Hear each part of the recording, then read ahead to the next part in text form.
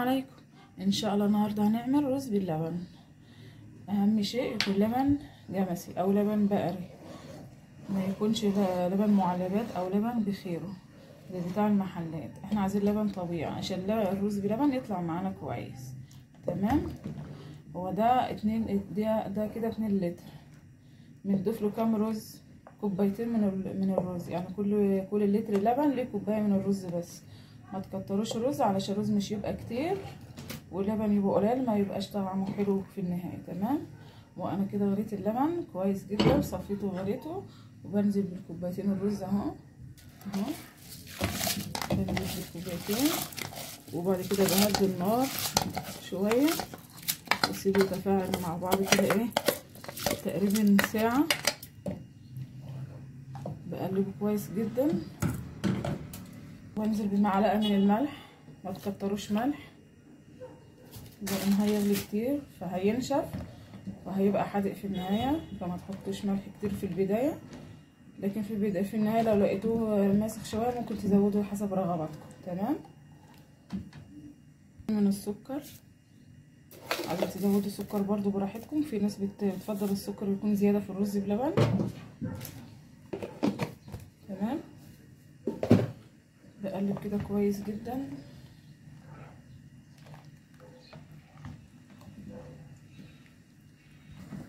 وبكده يا جماعه الرز بلبن غلى معانا اهو زي ما انتم شايفين، ولازم استمر في التقليب علشان ما يلزقش في قاع الحله زي ما انتم شايفين اهو.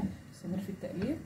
هو كده اللبن غلي خلاص، بفصل عنه النار واسيبه لمده ساعه كده في اللبن. تمام.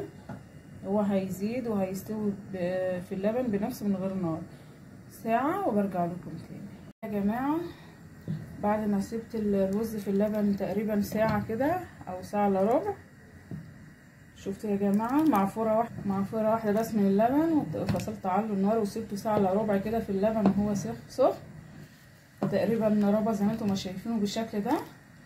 فكده ولعت عليه النار تاني واسيبه كده يعني كل دقيقه اقلب فيه على طول عشان بيلزق في قاع الحله.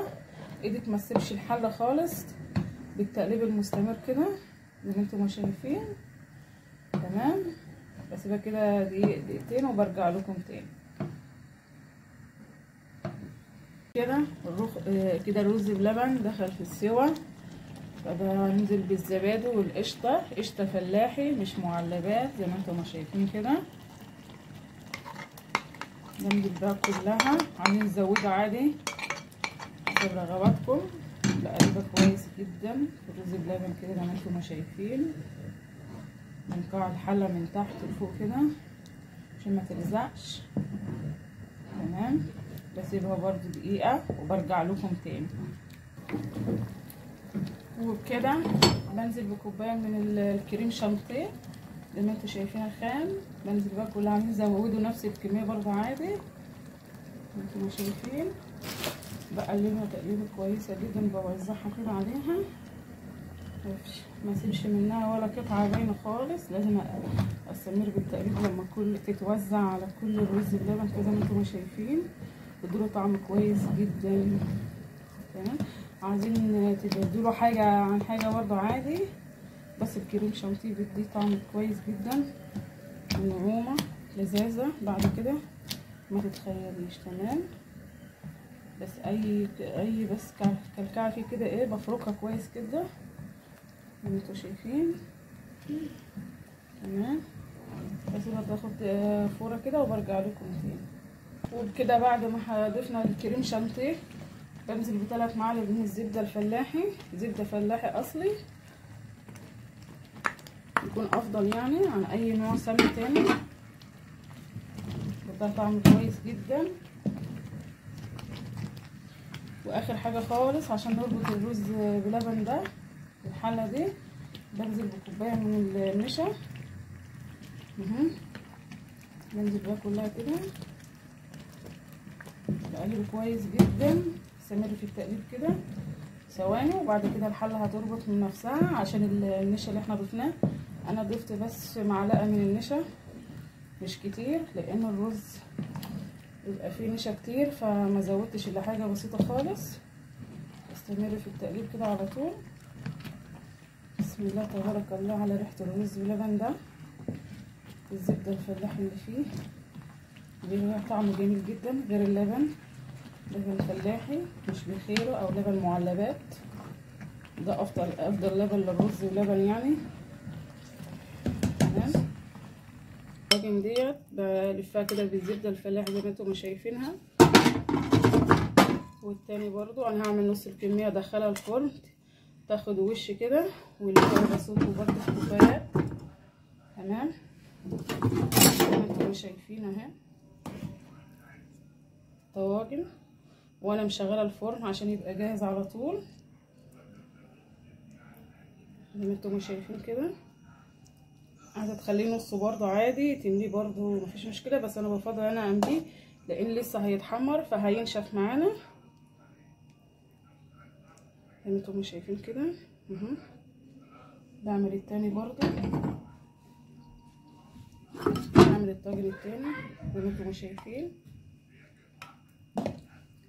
بعمله وبرجع لكم تاني.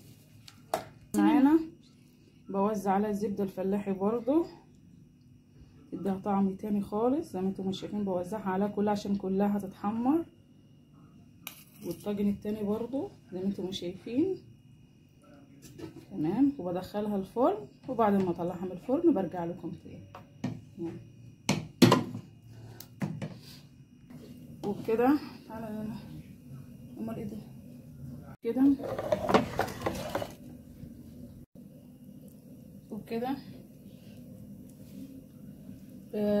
بس بعمل اهوت الرز بلبن معاكم في اطباق صغيره، مش شرط تبقى صغيره، اي شكل انتم محتاجينه عادي يعني.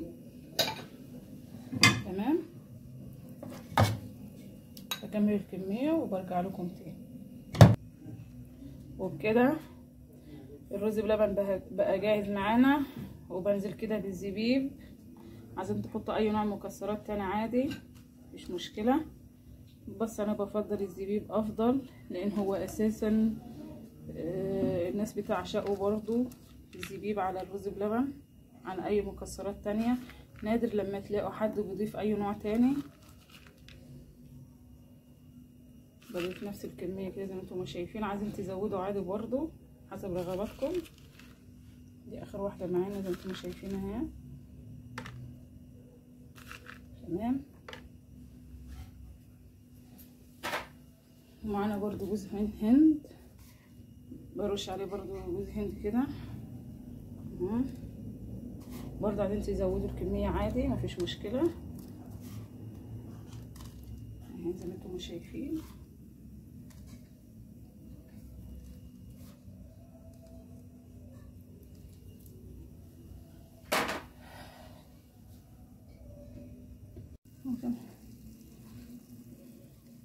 وبكده ده شكل الرز بلبن بعد ما احنا جهزناه بالشكل ده.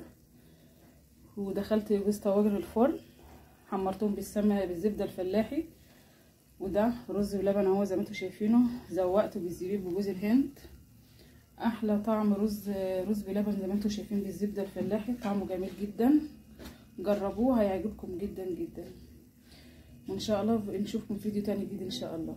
السلام عليكم ورحمه الله وبركاته.